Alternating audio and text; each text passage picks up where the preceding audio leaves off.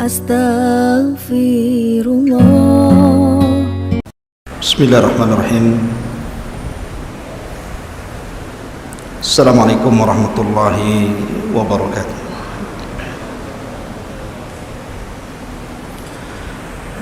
Alhamdulillah,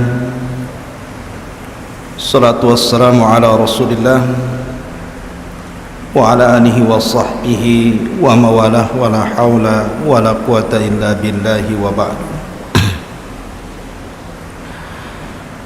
Segala puja dan puji hanya milik Allah subhanahu wa ta'ala. Di malam hari ini kita masih bisa dipertemukan Allah di Masjid Muhajirin. Salawat dan salam tak lupa kita haturkan kepada Rasul kita yang mulia Muhammad sallallahu alaihi wa ala alihi wasallam. Allahumma salli ala Muhammad wa ala alihi wa sahbihi wa man sara ala nahjihi ila yaumiddin. Pembahasan di malam hari ini kita akan membahas tentang satu sosok yang sangat memusuhi Nabi sallallahu alaihi wasallam, dan ini akan terulang sampai hari ini, bahkan sampai hari kiamat dibangkitkan. Sampai-sampai Al-Quranul Karim menyebutkan sosok ini dan diturunkan satu surat secara sempurna, bahkan surat yang sangat mudah dihafal mulai daripada orang dewasa sampai anak-anak. Artinya sejarah ini akan terus terulang terbaca sampai hari ini, bahkan sampai kiamat dibangkitkan. Siapa tokoh yang kita akan bahas di malam hari ini? Dialah Abdul Uzza ibn Abdul Muttalib, atau dikenal dengan Abu Lahab.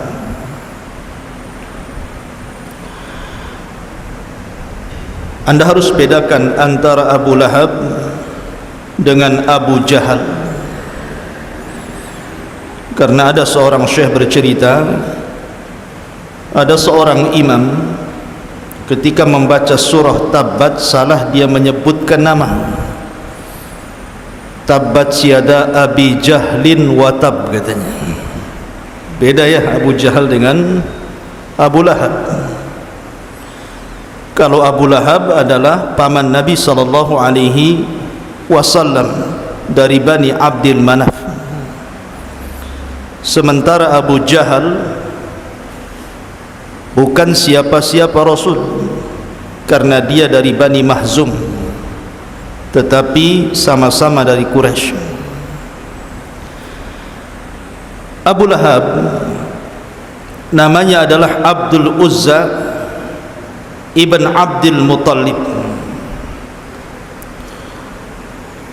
ibn Hashim ibn Abdi Manaf ibn Qusay ibn Kilab ibn Marrah ibn Ka'ab ibn Lu'ay sampai kepada Ibnu Ma'd ibn Adnan, dan terus sampai kepada Ismail alaihi salatu wassalam, putra Ibrahim alaihi salatu wassalam. Lah Abu Lahab sendiri dikaruniai anak-anak yang cukup banyak, ada 4 orang. Yang pertama namanya Utbah ibn Abi Lahab, yang kedua namanya Utaibah ibn Abi Lahab, yang ketiga namanya Mu'tab ibn Abi Lahab, dan yang terakhir Zurrah bintu Abi Lahab. Ini semua putra-putra dan satu putri Abi Lahab yang disebutkan oleh ahli sejarah. Bicara tentang Abi Lahab, Abu Lahab itu kunyah dan bukan nama aslinya. Sebab tadi saya katakan bahwa nama aslinya adalah Abdul Uzza, sama dengan Abu Jahal, itu kunyah. Nama aslinya adalah Amr ibn Hisham. Sama dengan Abu Bakar, itu kunyah. Nama aslinya Abdullah ibn Uthman ibn Kuhafa. Jadi terkadang orang itu dikenal dengan kunyahnya tapi tidak dikenal namanya. Seperti saya, Abu Humairah. Sebagian orang tidak tahu nama asli saya. Tetapi dalam Islam kunyah itu merupakan syaraf, merupakan keutamaan, bahkan sunnah hukumnya. Dan biasanya kunyah itu dinasabkan kepada putra terbesar dari orang yang memiliki putra tadi, atau mungkin putra yang paling saleh dari anak-anaknya kemudian dikunyahnya kepada dia. Tetapi karena ini sunnah, terkadang orang yang tidak punya anak pun disunnahkan untuk memiliki kunyah. Contohnya Aisyah radhiyallahu anha. Aisyah radhiyallahu anha itu tidak punya keturunan, tapi orang-orang memanggilnya Ummu Abdillah. Padahal Abdullah bukan anaknya Aisyah, tapi anak daripada Asma, saudarinya yang tertua, Asma bintu Abi Bakar, yang menikah dengan Zubair bin Awam. Lahirlah Abdullah ibn Zubair. Tetapi karena Abdullah bin Zubair masih kecil, suka digendong Aisyah radhiyallahu anha, maka orang-orang kemudian memanggilnya Ummu Abdillah. Padahal bukan nama anak Aisyah, karena Aisyah tidak punya anak, tapi begitulah kunyah.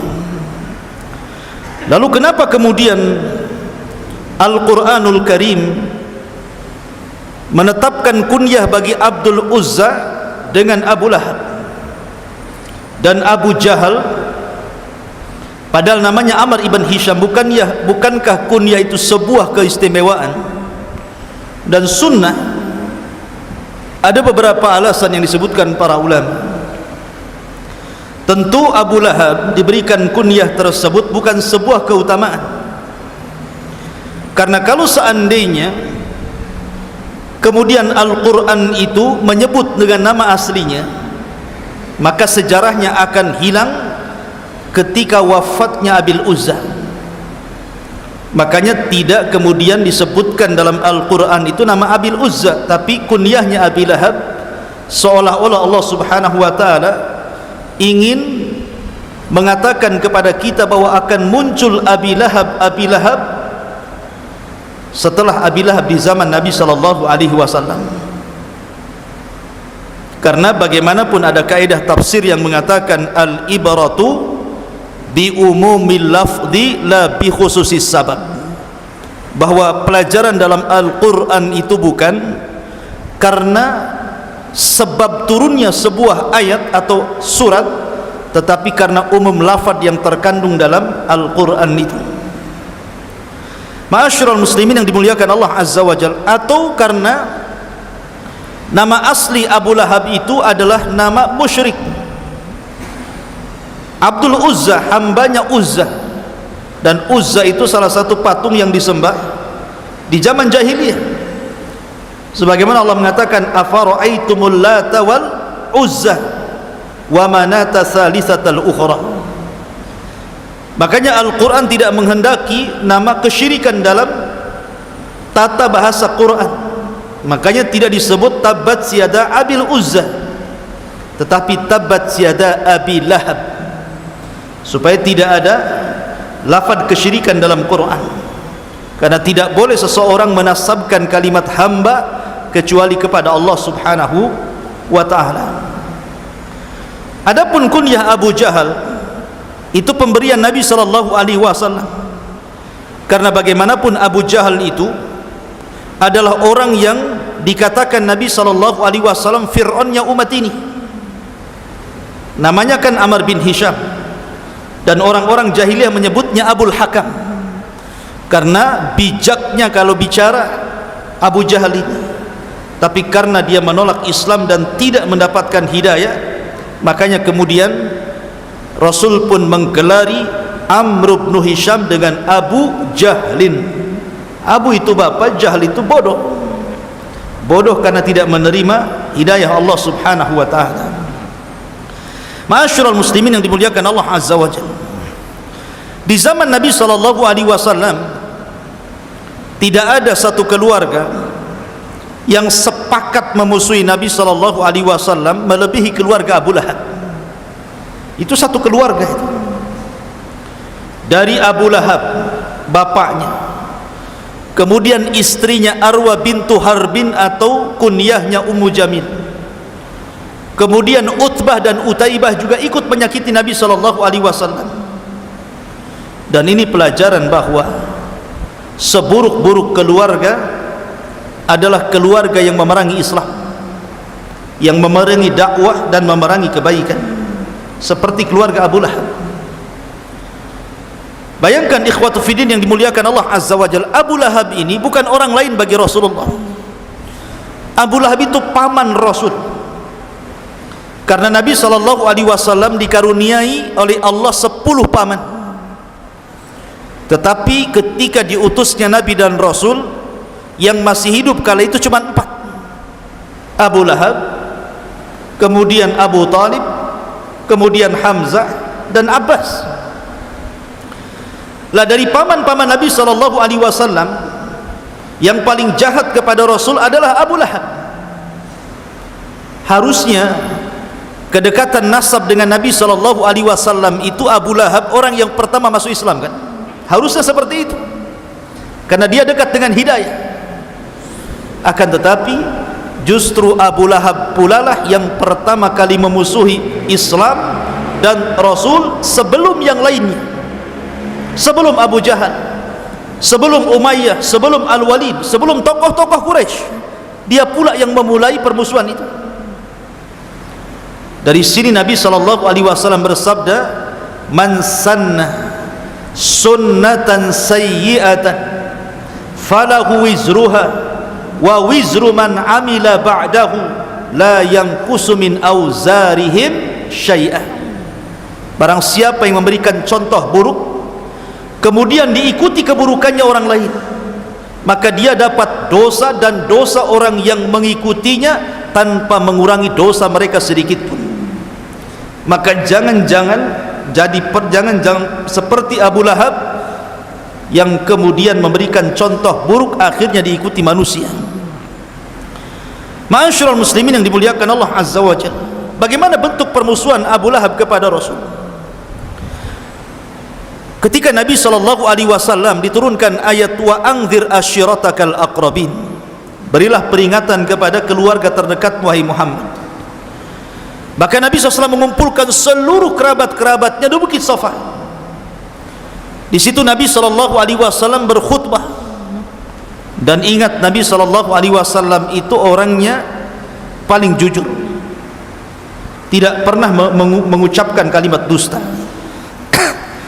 Sehingga Nabi SAW ingin menguji orang-orang Quraisy ketika itu dan mengatakan, ya ma'syara Quraisyin, wahai orang-orang Quraisy, apakah kalau saya katakan sesungguhnya miwarai hadal jabal, di balik bukit Abi Kubais ini, khailun yusabbihukum wa yumassikum, ada tentara berkuda yang akan menyerang kalian di pagi ataupun sore hari kalian, apa kalian mau membenarkan kata-kataku?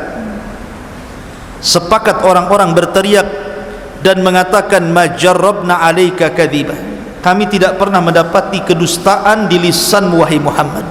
Katakanlah kalau engkau ingin perlu kepada kami. Ketika Rasul melihat bahwa semuanya mengakui kejujuran dia, dari sini maka Nabi SAW mulai kemudian mendakwahkan dakwah tauhid. Kemudian mengatakan, idzan qulu la ilaha illallah tuflihu, kalau begitu katakan bahwa tidak ada sesembahan yang berhak disembah kecuali Allah, kalian akan beruntung.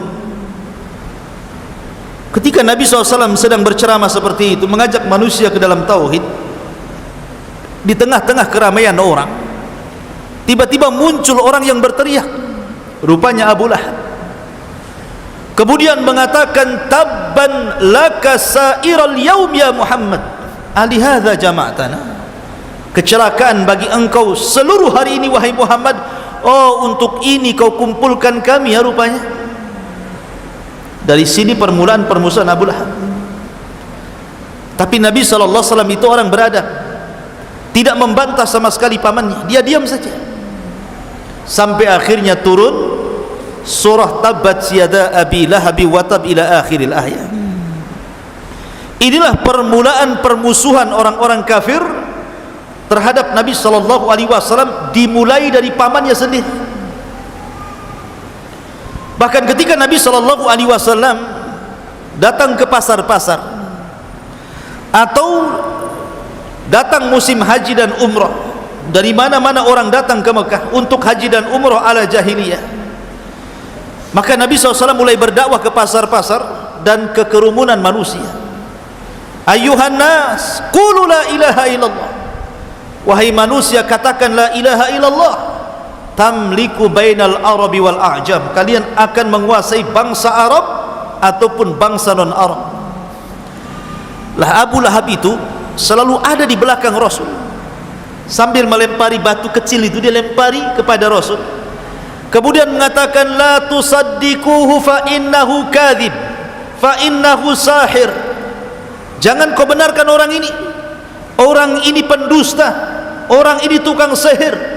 Bayangkan, Nabi mengajak manusia ke dalam tauhid, sementara Abu Lahab berteriak-teriak di belakang Rasul dan mengatakan jangan kau benarkan orang ini karena dia tukang sihir dan dia orang gila dan dia pendusta.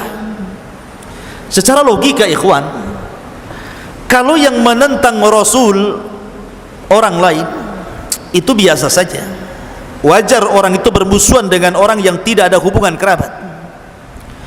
Tapi kalau yang memusuhi orang dalam, apalagi pamannya sendiri, kira-kira pandangan orang lain seperti apa coba? Pasti pandangan orang lain mengatakan alah pamannya saja mengatakan dia dusta, apalagi kami. Pamannya saja mengatakan dia tukang sihir, dia gila, apalagi kami. Inilah tantangan terberat dalam dakwah kalau yang menghalang-halangi orang dalam. Yang menghalangi dakwah dari dalam, apalagi dari tubuh keluarga, itu sangat berat sekali. Dan itu yang dialami Nabi SAW. Bahkan suatu ketika Abu Lahab itu selalu menaruh kotoran di depan pintu Rasul SAW. Selalu cari kotoran, diletakkan di depan pintunya. Kemudian apabila Nabi SAW datang atau hendak keluar, terkadang tersakiti dengan kotoran itu, terkadang terinjak. Karena di zaman itu jarang orang pakai sandal. Sandal itu sesuatu yang sangat istimewa di zaman itu. Jangan di zaman itu, di zaman kita kecil-kecil saja orang ke sekolah itu nggak pakai sepatu, nyeker kan gitu. Susah orang mau beli sepatu itu. Apalagi di zaman Rasul, orang pakai sandal itu kalau safar saja, karena supaya tidak langsung terkena padang pasir yang panas menyengat itu. Maka Rasul terkadang tersakiti. Maka Nabi SAW terkadang mengatakan ayu jiwarin hadha, tetangga seperti apa ini? Terkadang Nabi SAW berteriak seperti itu, tetangga seperti apa ini tidak menghormati tetangganya. Sampai suatu ketika Hamzah mendengar bahwa Abu Lahab itu selalu meletakkan kotoran di depan rumah pintu Nabi SAW. Marah Hamzah, padahal Hamzah ketika itu masih kafir, belum pun masuk Islam. Tetapi adat seperti ini tidak baik, walaupun masa jahiliyah gitu, tidak menghormati tetangga. Datanglah Hamzah, diambilnya kotoran itu, dicarinya Abu Lahab. Setelah ketemu Abu Lahab, diletakkan di kepala Abu Lahab. Bayangkan, berani nggak antum meletakkan kotoran di kepala orang yang menyakiti Islam? Akhirnya kemudian Abu Lahab mengatakan kepada Hamzah, sesungguhnya saudaraku ini majnun, gila katanya. Kenapa? Kenapa dia mengatakan gila kepada Hamzah? Karena Hamzah dan Abu Lahab ini sama-sama kafir, sama-sama penyembah berhala, sementara Nabi SAW sudah beda keyakinan. Harusnya Hamzah dengan Abu Lahab ini klop, memusuhi Rasul karena sama keyakinannya, berbeda dengan Rasulullah. Tapi begitulah Hamzah berbeda maukifnya, walaupun sama-sama kafir. Abu Lahab kafir, dia pun kafir, tapi Hamzah punya akhlak. Dia punya akhlak. Makanya sebab itu pula Hamzah masuk Islam dan mengatakan kepada Abu Lahab, jangan kau ulangi ya Aba Lahab, karena sesungguhnya aku berada di atas agama Muhammad. Padahal dia belum masuk Islam tuh, belum mengucapkan syahadat, tapi dengan sebab itu Hamzah masuk Islam. Maka penting antum itu menampakkan akhlak. Akhlak itu yang menjadikan orang dapat hidayah. Terkadang orang itu tidak bicara tapi akhlaknya bagus, maka banyak pujian mengalir kepada dia. Tapi ada orang yang rajin sholat, rajin puasa, rajin sedekah, tapi akhlaknya nggak bagus, lisannya nggak bagus gitu kan, malah dicela orang. Maka akhlak itu penting dalam Islam. Ma'asyiral muslimin yang dimuliakan Allah Azza wa Jalla. Lah, di antara permusuhan lain Abu Lahab. Abu Lahab itu kan punya anak namanya Utbah dan Utaibah. Subhanallah, Utbah dan Utaibah ini menikah dengan dua putri Nabi SAW sebelum Rasul diangkat menjadi Nabi dan Rasul. Adapun Utbah menikah dengan Ruqayyah, adapun Utaibah menikah dengan Ummu Kulthum, dan dua-duanya putri Nabi SAW. Tetapi baru saja mereka melangsungkan akad pernikahan, keduanya langsung berangkat berdagang ke Syam dan tidak sempat digauli. Subhanallah, ini hikmah. Tidak sempat digauli, hanya akad nikah, habis itu mereka berdua pergi untuk berdagang ke Syam. Lah ketika mereka berada di Syam itulah Nabi SAW diangkat menjadi Nabi dan Rasul. Lah ketika itulah terjadi permusuhan sengit antara Rasul dan Abu Lahab, sehingga ketika keduanya pulang, Utbah dan Utaibah ini, maka ayahnya kemudian mengatakan kepada kedua putranya, seraya kemudian menunjuk untuk menceraikan istri-istri keduanya. Inna ra'si wa ra'sikuma haramun, inna ra'si wa ra'sakuma haramun, sesungguhnya kepalaku dan kepala kalian berdua haram kalau kalian tidak menceraikan kedua putri si Muhammad itu. Sampai segitunya permusuhan Abu Lahab. Adapun Utbah, dia langsung datang kepada Nabi SAW dan mengatakan, aku ceraikan Ruqayyah, kemudian pergi. Adapun Utaibah, dia ingin menunjukkan permusuhan kepada Rasul di hadapan ayahnya. Dia tidak langsung menceraikan Ummu Kulthum. Dia datang kepada Nabi SAW ketika hendak berangkat ke Syam untuk berdagang. Ditariknya gamis Nabi SAW, kemudian dikoyak. Setelah itu diludahi wajah Rasul, tetapi tidak kena. Sambil menghina Nabi SAW, kemudian menceraikan Ummu Kulthum di hadapan Rasul. Lihat bagaimana permusuhan keluarga ini, sampai anak-anaknya pun dipengaruhi untuk memusuhi Nabi SAW. Tetapi al-jaza'u min jinsil amal, ikhwan. Namanya balasan itu disesuaikan dengan perbuatan. Utbah tidak menyakiti Rasul, hanya menceraikan begitu saja. Tapi karena Utaibah sudah mengoyak gamis Rasul, menghina Rasul, meludahi wajah Rasul walaupun tidak kena, sampai-sampai Nabi SAW berdoa kepada Utaibah dan mengatakan, Allahumma sallit alaika kilabun min kilabi, ya Allah, kuasakan kepada orang ini, maksudnya Utaibah, anjing dari anjing-anjing. Doa Rasul ini terngiang di telinga Utaibah. Ulang dia. Kemudian diceritakan kepada ayahnya apa yang sudah dilakukan kepada Rasul, dan diceritakan juga doanya Nabi SAW kepada dia, Allahumma sallit alaika kalbun min kilab, ya Allah, kuasakan kepada orang jahat ini anjing dari anjing-anjing. Abu Lahab gemetar ketika itu, karena mereka tahu doa orang-orang yang dizalimi itu mustajab, dan dalam hati mereka itu mengakui kebenaran Nabi SAW. Makanya Akhnas ibn Syurek suatu ketika masih kafir, Akhnas ibn Syurek ini mendatangi Abu Jahal. Berdua saja itu di rumahnya. Kemudian mengatakan, kata Akhnas, ya Aba Jahlin, coba menurutmu, menurut keyakinanmu, sebenarnya agama Muhammad itu benar atau salah? Ini Akhnas ngomong sama Abu Jahal. Coba menurut hati yang paling dalam yang kau miliki, wahai Abu Jahal, agama Muhammad itu benar atau salah sebenarnya? Lihat jawaban Abu Jahal. Dia mengatakan, fa innahu shadiq, agama Muhammad itu benar.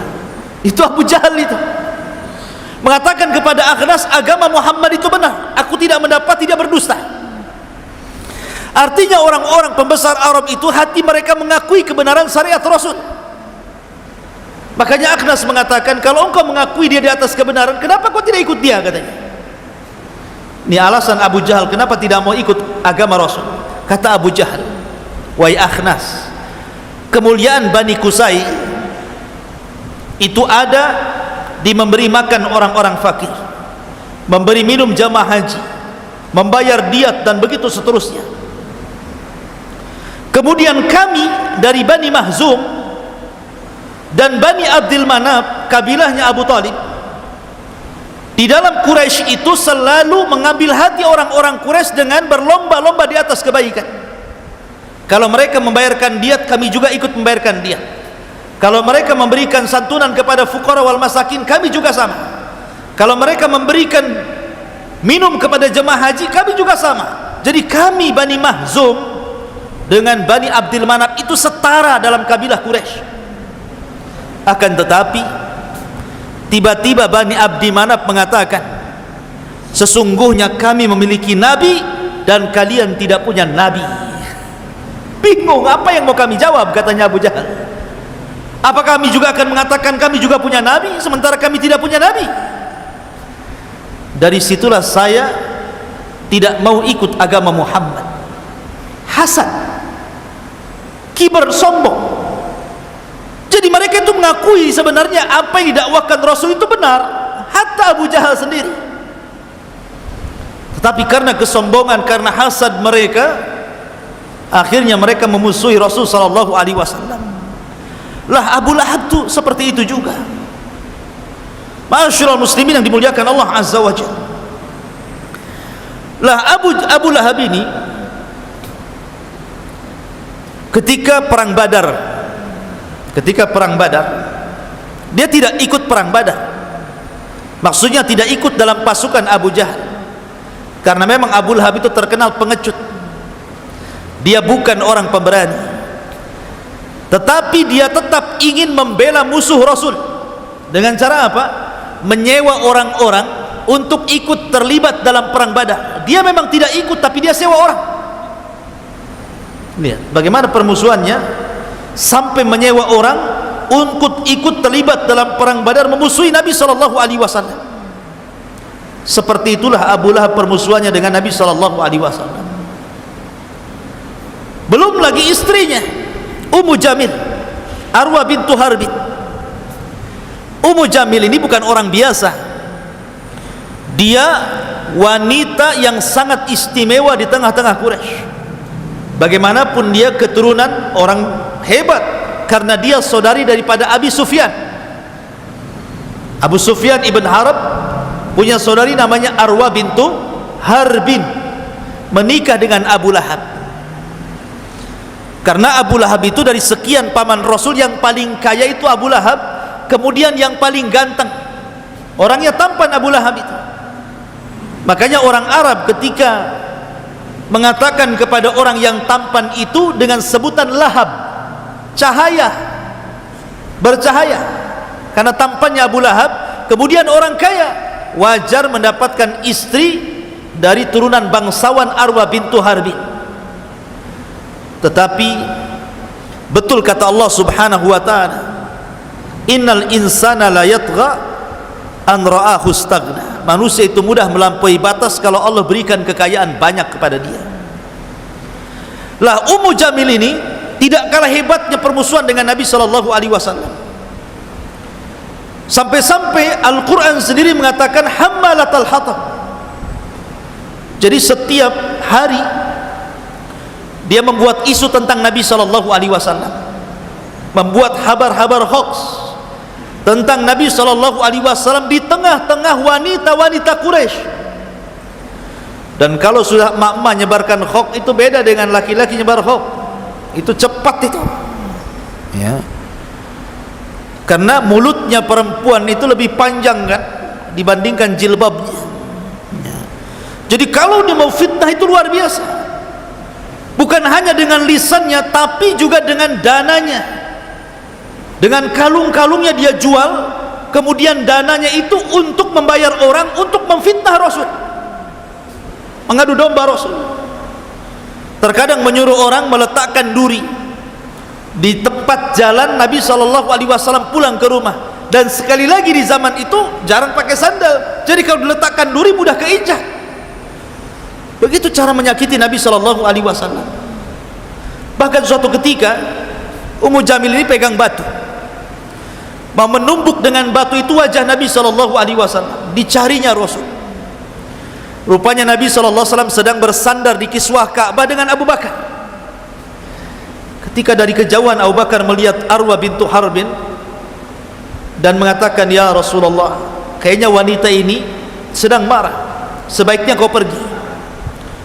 Tapi Rasul tidak mau pergi dan mengatakan, tenang saja, biarkan dia datang. Datang Arwa bintu Harbin ini. Allah takdirkan kedua matanya tidak melihat Rasul.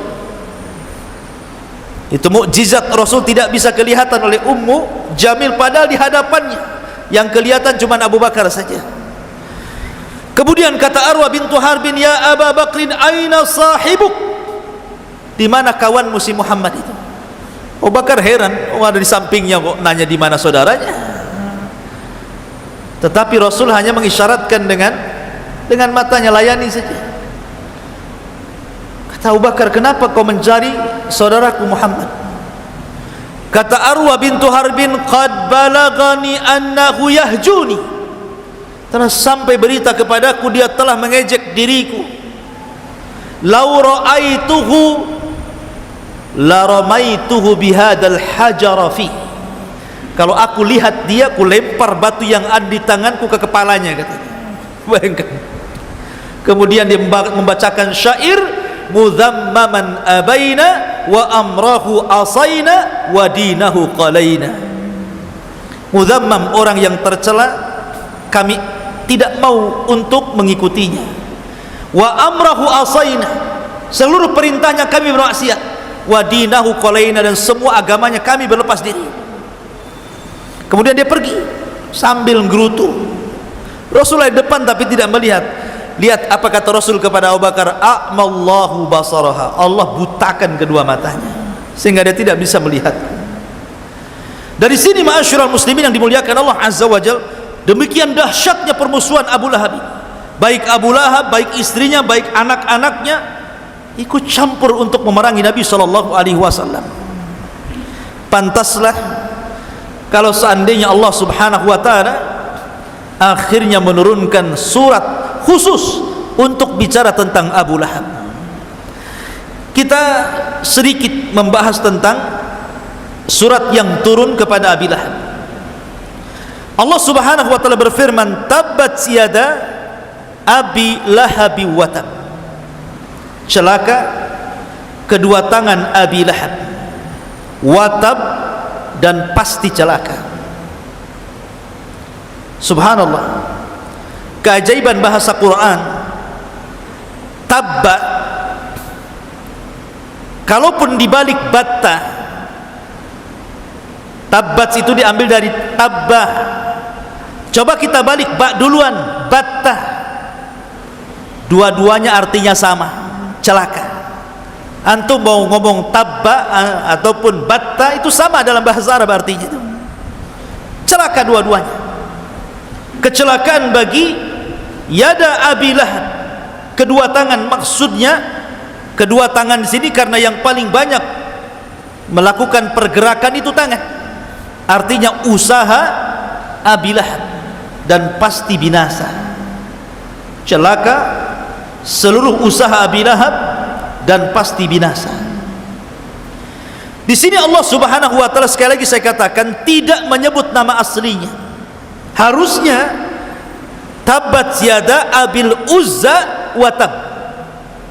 Harusnya kan seperti itu, karena nama aslinya bukan Abi Lahab, Abil Uzza. Kenapa kemudian kunyahnya yang disebutkan di sini? Ada beberapa perkara yang tadi saya sudah sebutkan. Satu, karena Abil Uzza itu nama kesyirikan, dan Allah tidak hendak meletakkan nama kesyirikan dalam Al-Quran, maka tidak disebut nama Abil Uzza, tapi kunyahnya Abi Lahab. Yang kedua, disebut Abi Lahab tidak Abil Uzza. Kalau seandainya Allah mengatakan tabbat yada Abil Uzza, berarti dengan meninggalnya Abil Uzza selesailah kisah ceritanya sampai di sini. Tetapi ketika Allah tidak menyebutkan nama aslinya, malah menyebutkan nama kunyahnya, maka akan datang Abi Lahab sampai hari ini, bahkan sampai kiamat dibangkitkan. Akan datang Abi Lahab yang banyak. Dan Abi Lahab itu simbol orang yang memusuhi Islam. Lihat hari ini betapa banyak Abi Lahab yang nongkrong di hadapan medsos itu, yang menulis untuk menghina Islam, merendahkan Islam, menghina Rasul, menghina Al-Quran. Itu semua Abu Lahab. Mereka Abu Lahab. Lihat bagaimana orang merobohkan Islam ini, terkadang mulai dari perkara kecil sampai besar. Mengatakan jilbab tidak wajib, mengatakan solat tidak wajib, mengatakan ikhtilat boleh, sampai kemudian mengatakan bahwa semua agama sama. Ini siapa yang bicara seperti ini kalau bukan Abu Lahab? Makanya ketika kemudian Allah mengatakan tabbat yada Abi Lahab, akan muncul Abi Lahab sepanjang zaman, karena Abi Lahab itu simbol orang-orang yang tidak suka dengan Islam dan memerangi Islam. Maka jangan seperti Abi Lahab, ya. Tabbat yada Abi Lahab wa tab, ma aghna anhu maluhu wa ma kasab. Tidak akan manfaat bagi Abi Lahab itu seluruh hartanya, bahkan seluruh apa yang diusahakannya, termasuk keturunannya. Karena Abi Lahab ketika turunnya ayat ini, dia kumpulkan orang-orang Quraisy. Kemudian dia mengatakan, in kana ma qala Muhammadun lasadiq. Kalau yang dikatakan Muhammad itu benar, saya selana naron dzata lahab, aku akan dimasukkan ke dalam api yang menyala-nyala. Aku ini orang kaya, kata Abu Lahab. Anakku sukses, Utbah, Utaibah, Mu'tab, semua sukses anakku. Tidak ada anakku yang terlantar. Aku bisa tebus dengan harta dan anak-anakku, katanya. Tapi Allah Subhanahu wa ta'ala katakan, ma agna anhu maluhu wa ma kasab. Mau hartanya, mau anak-anaknya, enggak akan manfaat lagi ketika sudah berhadapan dengan Allah Azza wa Jalla. Enggak ada manfaatnya. Makanya Allah mengatakan, yaumul la yanfa'u malun wala banun illa man atallaha biqalbin salim. Pada hari di mana harta dan anak-anak tidak ada sama sekali yang bisa menolong, kecuali orang yang datang kepada Allah dengan membawa hati yang selamat. Jadi apalah hartanya? Makanya Umar bin Abdul Aziz, khalifah yang sangat adil, sebelum wafatnya dia minta diantar ke kuburan. Kemudian dia turun ke liang lahat. Kemudian dia mengatakan, ma aghna anni maliyah halaka anni sultaniyah. Duhai harta yang kubangga-banggakan, kalau orang sudah masuk ke liang lahat ini enggak ada manfaatnya. Duhai kepemimpinan jabatan yang selama ini kubanggakan, apalah manfaatnya kalau orang sudah masuk ke liang lahat ini, coba. Kemudian dia menangis. Ma'asyiral muslimin yang dimuliakan Allah Azza wa Jalla, ma aghna anhu maluhu wa ma kasab. Justru terkadang harta dan anak-anak itu akan menjadi bumerang pemiliknya ketika kedua perkara itu justru digunakan untuk memusuhi Islam, dilipat gandakan azabnya. Kan ada orang-orang yang musuh Islam itu menghabiskan hartanya dan juga menggerakkan anak-anaknya seperti Abi Lahab. Ma'asyiral muslimin yang dimuliakan Allah Azza wa Jalla, dari sini ada faedah yang besar bahwa tidak ada manfaat sedikit pun nasab, apakah nasab sampai kepada Rasul ataukah kepada yang lainnya. Nasab itu tidak akan manfaat, padahal Rasul mengatakan semua nasab terputus pada hari kiamat kecuali nasab yang tersambung kepadaku. Abi Lahab tersambung nasabnya kepada Rasul. Manfaat? Tidak. Tidak ada manfaat kedekatan Abi Lahab dengan Rasul sama sekali. Padahal ikhwan, Nabi SAW kan punya paman 4, Hamzah, Abbas, Abi Lahab, Abu Talib. Oke lah, Hamzah dan Abbas ini masuk Islam, kita tidak akan bicara. Tapi Abu Talib itu mati kafir, Abu Lahab mati kafir, sama-sama kafirnya. Tetapi satupun Al-Quran dari surah Al-Fatihah sampai Qul a'udzu birabbin nas, tidak ada satupun ayat ataupun surat yang mencela Abu Talib. Mana ada?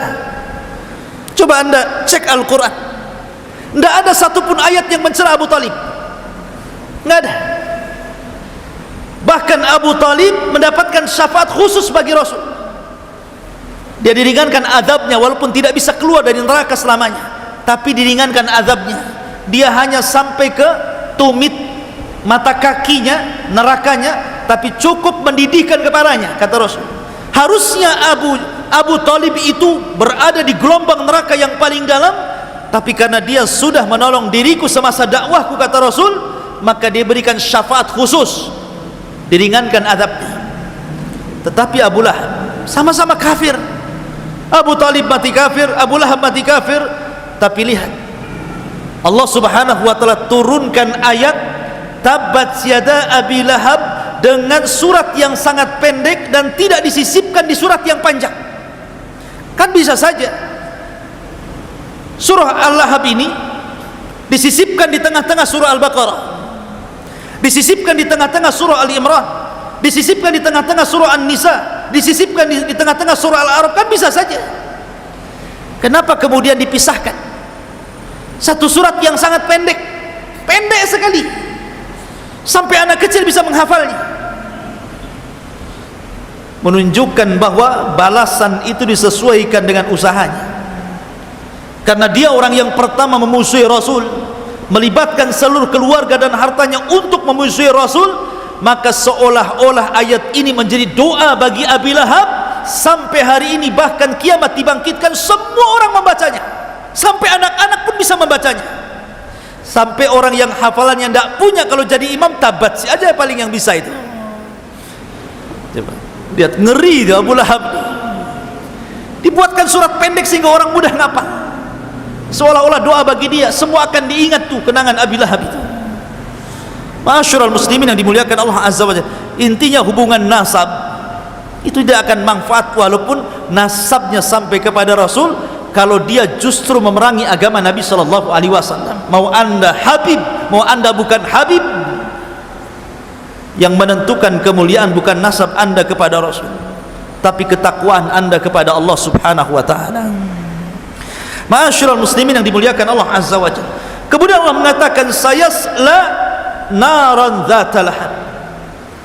Abi Lahab ini akan dimasukkan ke dalam neraka dzata lahab yang menyala-nyala. Lihat bahasa Quran, Allah tidak mengatakan sayasla nara jahannam, umpamanya seperti itu, Allah masukkan ke neraka jahannam, tidak. Tapi Allah mengatakan dzata lahab, apinya yang disebut, menunjukkan, kata para ulama, aswa adzabillah, seburuk-buruknya azab Allah yang akan menimpa Abu Lahab.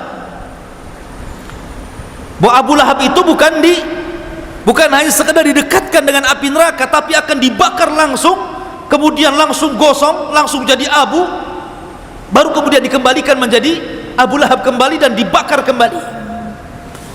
Sampai-sampai bahasa Quran seperti itu. saking kerasnya azab Allah kepada Abi Lahab. Kemudian Allah mengatakan wamra'atuhu, subhanallah, Allah tidak memfathahkan tak tetapi mendomahkan. Allah tidak mengatakan wamra'atahu, tapi Allah mengatakan wamra'atuhu, pakai dhammah tidak pakai fathah. Kenapa? Kalau dia pakai fathah berarti jumlah baru. Berarti kisah Abu Lahab sampai sayasla naran dzata lahab selesai sampai di sini. Kemudian ada jumlah yang baru bercerita tentang istrinya. Itu kalau di fathah. Tapi kalau di dhammah berarti cerita istrinya masih nyambung dengan cerita sebelumnya, diatofkan pakai wawu ataf wamra'atuhu, menunjukkan bahwa istrinya pun akan mengalami azab yang sama yang akan ditimpakan kepada Abi Lahab. Apa yang Allah timpakan dari azab Allah kepada Abi Lahab juga menimpa kepada istrinya, gitu maksudnya. Sampai detailnya bahasa Quran seperti ini. Allah tidak memfathah wa mru'atahu, tapi wa mru'atu dimaktufkan bahasanya, diatofkan gitu ya, disambungkan dengan kalimat sebelumnya. Dan kenapa? Bukankah Arwa bintu Harbin itu istrinya Abu Lahab? Dan bahasa Quran istri itu pakai zaujatun, kan itu ya, istri itu zaujatun. Kalau imro'ah itu wanita biasa, harusnya bahasa Quran itu wa zaujatuhu, kan itu ya, hammalatal hatab. Tapi kenapa Allah mengatakan wa imro'atuhu dan wanita Abi Lahab, bukan menggunakan kalimat dan istrinya Abi Lahab? Ya, Al-Quran ya, beda zaujah dengan imro'ah. Kata para ulama, lihat ketika Allah mengibarahkan istri Lut, istri Nuh, istri Fir'aun, semua menggunakan kalimat imro'ah. Wa daraballahu mathalan lilladzina kafarum ra'ata Nuhin wa imra'ata Lut. Kenapa Nuh seorang nabi, Lut seorang nabi, tidak menggunakan zaujah tapi menggunakan imro'ah? Karena dalam keluarga Nuh dan Lut itu tidak ada kedamaian, tidak ada kedamaian, karena kedua wanita Lut dan juga Nuh ini berkhianat kepada suaminya. Fakhanatahuma, makanya Allah mengatakan waqila dkhulan nar ma'ad dakhilin, Allah masukkan kedua wanita ini ke dalam neraka.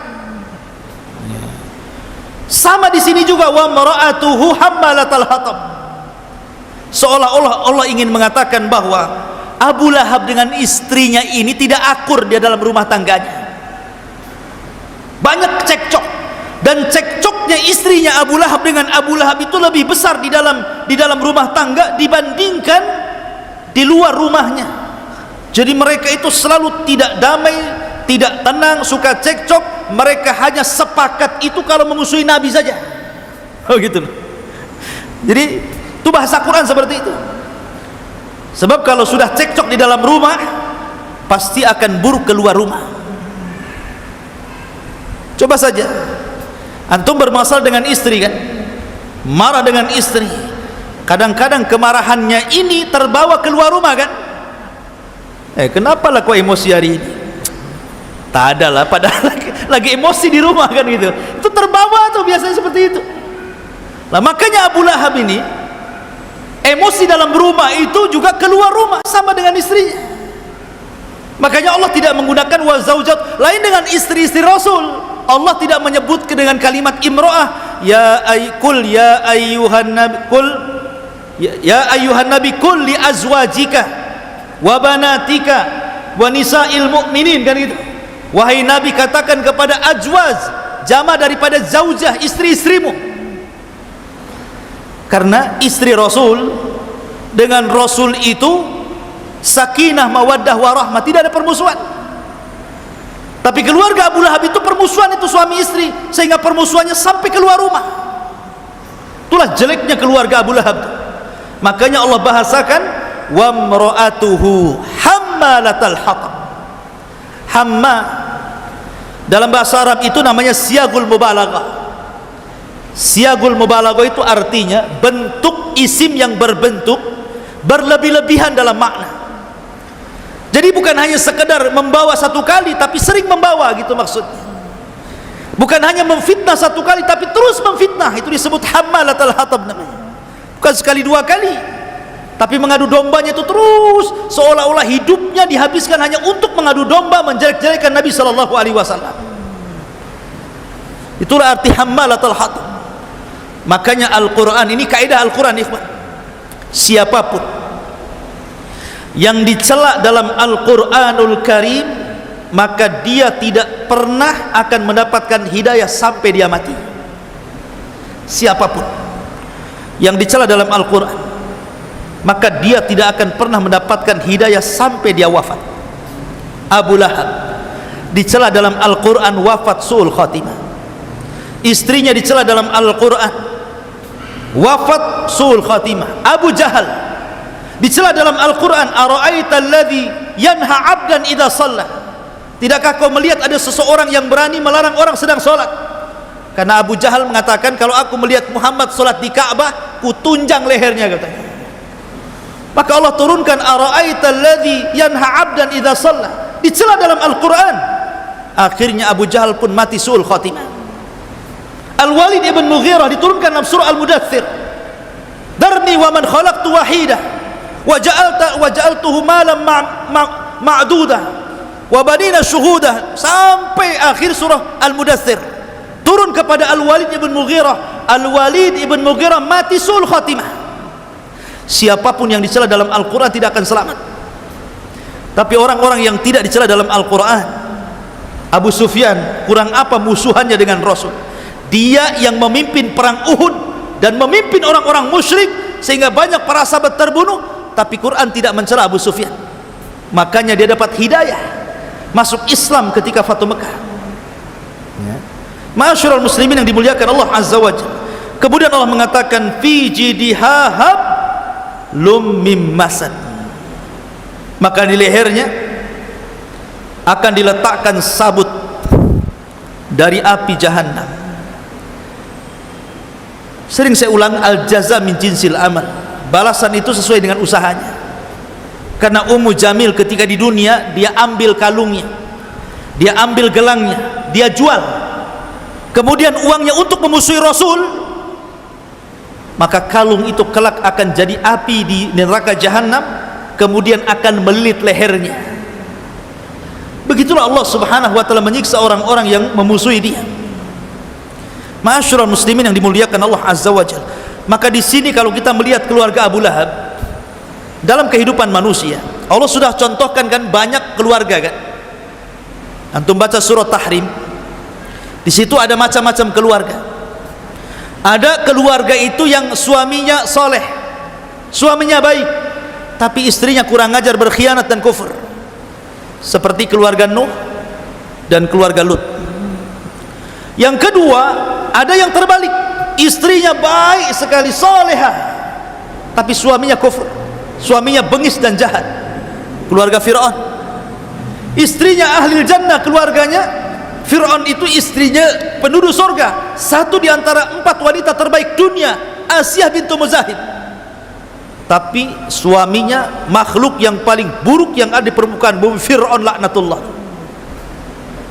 Yang ketiga, ada keluarga itu yang dua-duanya tidak soleh dan soleh, seperti keluarga Abu Lahab ini. Suaminya seperti itu, istrinya juga seperti itu, sama-sama tidak suka dengan agama, tidak suka dengan dakwah, tidak suka dengan tauhid.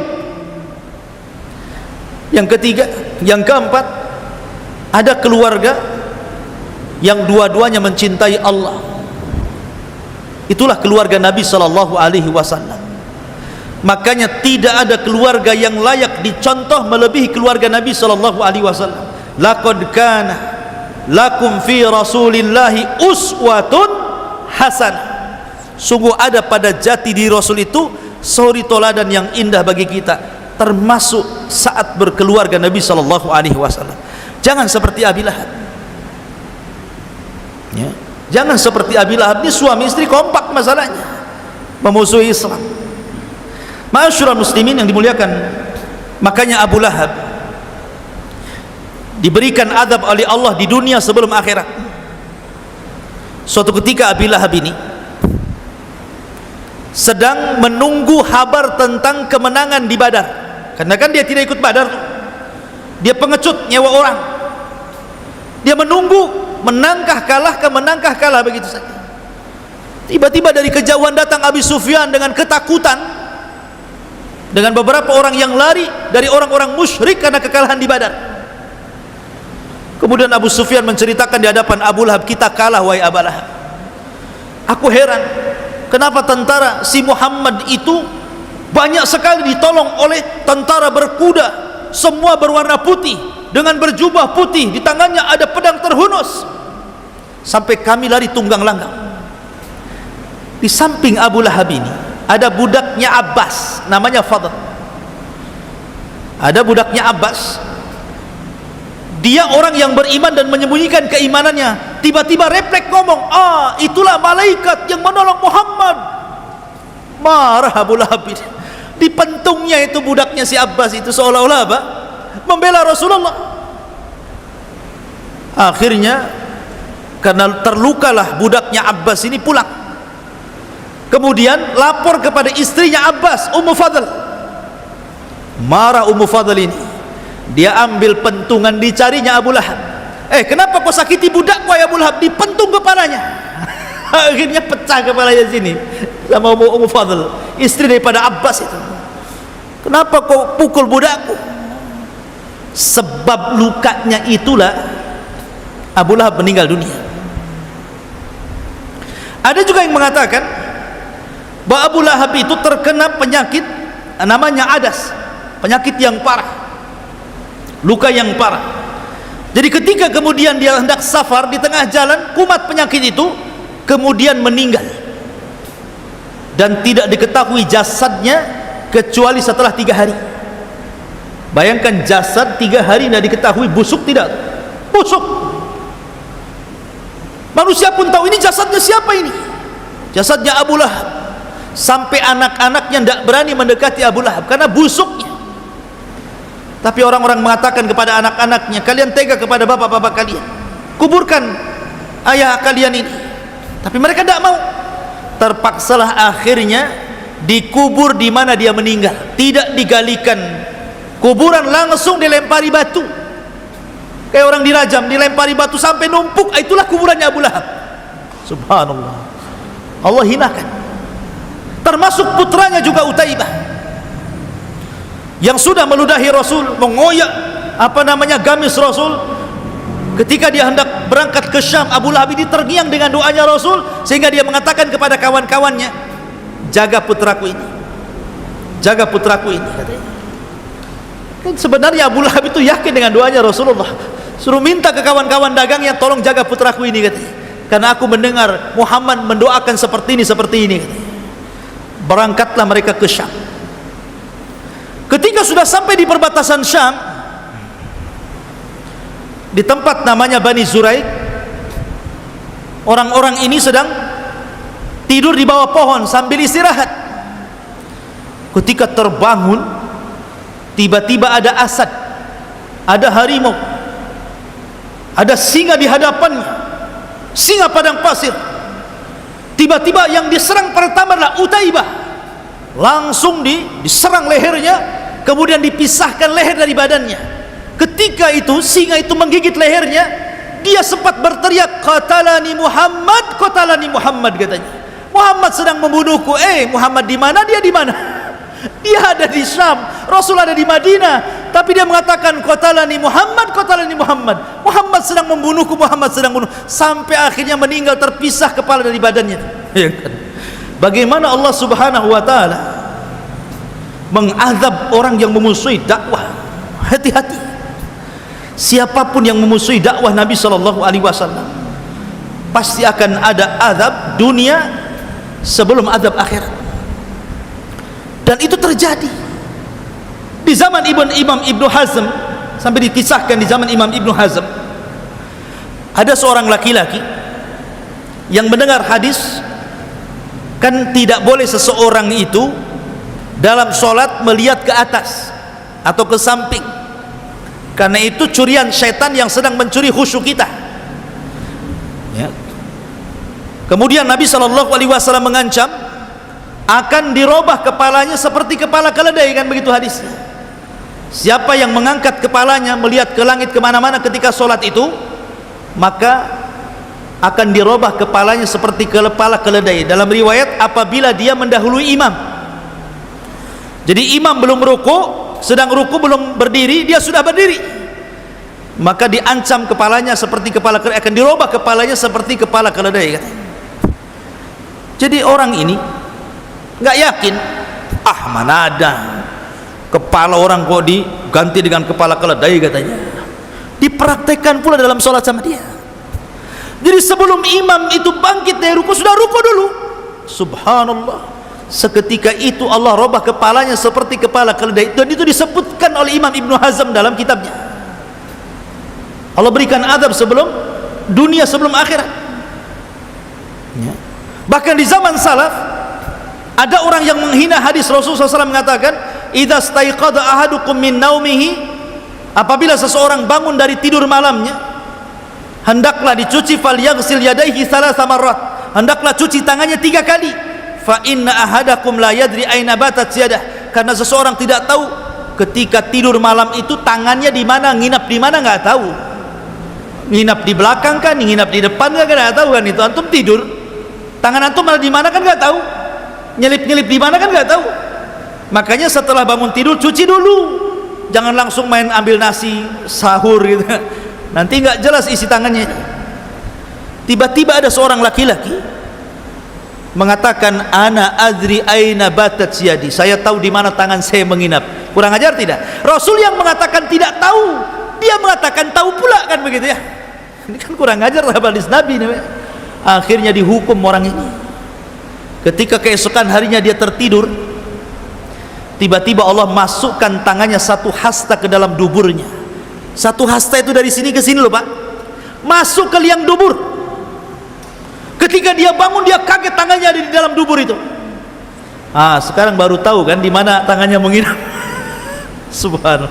Karena ini menghina sunnah Nabi. Bahkan di zaman Nabi juga ada orang makan pakai tangan kiri. Kata Rasul, kul biyaminik, makan dengan tangan kananmu. Dia mengatakan, la astati, saya nggak bisa. Belum dicoba sudah bilang nggak bisa. Di depan Nabi lagi. Maka Rasul marah dan mengatakan, mastata'ta abadan, idzan mastata'ta abadan, kalau gitu kau tidak akan mampu mengangkat tanganmu selamanya, katanya. Akhirnya dua-duanya nggak bisa ngangkat gitu, mau makan susah coba. Maka hati-hati dalam mencela sunnah. Maka lihat azabnya Abu Lahab, ini pelajaran besar bagi kita. Jangan sampai menjadi keluarga seperti keluarga Abi Lahab. Wallahu a'lam bishawab. Sudah jam 9 lebih. Subhanakallah bihamdika asyhadu an la ilaha illa anta astaghfiruka wa atubu ilaik. Allahu ta'ala alam. Assalamualaikum warahmatullahi wabarakatuh.